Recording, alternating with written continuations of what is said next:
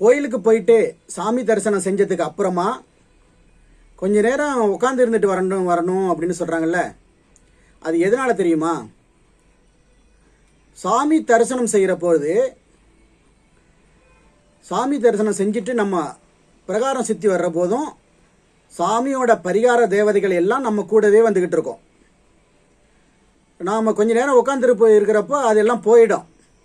அதுக்காகத்தான் பெருமாள் கோயிலில் மட்டும் எதுக்காக உட்காரக்கூடாது அப்படின்னு சொல்கிறாங்க அப்படின்னா, பரிவார தேவதைகள் வந்து நம்ம கூடவே வீட்டுக்கு வந்தால் லட்சுமி கடாட்சம் ஏற்படும் அப்படிங்கிறதுக்காகத்தான்.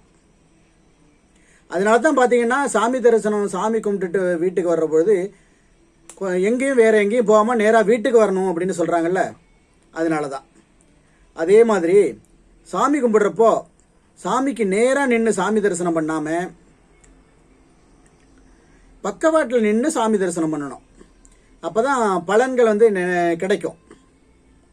அதே மாதிரி சாமியை வந்து நம்ம பக்கத்தில் நின்று தான் தரிசனம் பண்ணணும் அப்படின்னு இல்லை. எவ்வளோக்கு எவ்வளவு தூரமாக நின்று சாமி தரிசனம் பண்ணாலும் நமக்கு பலன்கள் நிச்சயமாக அதிகமாக தான் கிடைக்கும். அதுக்கப்புறமா சாமியை வந்து பாதத்திலேருந்து தலை வரைக்கும் நம்ம பார்த்து ரசித்து சாமியை கும்பிடணும். அதுக்கப்புறமா கொடிமரத்தடிக்கு வந்து கொடிமரத்தடியில் நமஸ்காரம் பண்ணினதுக்கு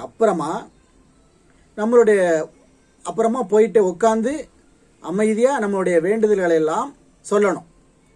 அப்போ நம்ம வேண்டுதல்கள் எல்லாமே நல்லபடியாக பலிக்கும்.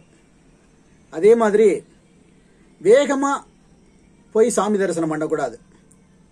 பரிகாரம் சுற்றி வர்றப்போயும் அமைதியாக பரிகாரம் சுற்றி வரணும். கொடிமரம், பலிபீடம், கோபுரம் இது எல்லாத்தையும் தரிசனம் பண்ணிக்கணும். வாழ்க வளமுடன். நன்றி, வணக்கம்.